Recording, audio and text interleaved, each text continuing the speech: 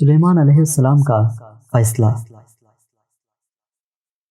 حضرت داؤد علیہ السلام اور حضرت سلیمان علیہ السلام اللہ کے پیغمبر ہیں۔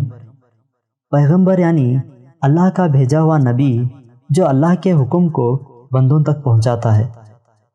ایک دن حضرت داؤد علیہ السلام کی عدالت میں دو شخص حاضر ہوئے۔ ایک نے یہ دعویٰ کیا کہ اس دوسرے شخص کی بکریاں رات کو میرے کھیت میں گھس گئیں اور انہوں نے میرا سارا کھیت کھا لیا ہے۔ حضرت داؤد علیہ السلام نے یہ فیصلہ دیا کہ سب بکریاں کھیت والے کو دے دی جائیں۔ ان بکریوں کی قیمت کھیت کے نقصان کے برابر تھی۔ جب وہ دونوں شخص واپس ہوئے تو حضرت سلیمان علیہ السلام سے راستے میں ملاقات ہو گئی۔ ان دونوں نے سلیمان علیہ السلام کو حضرت داؤد علیہ السلام کا فیصلہ سنایا۔ حضرت سلیمان علیہ السلام نے فرمایا، اس فیصلے سے بہتر ایک اور فیصلہ بھی ہے۔ اس وقت حضرت سلیمان علیہ السلام کی عمر شریف 11 برس کی تھی۔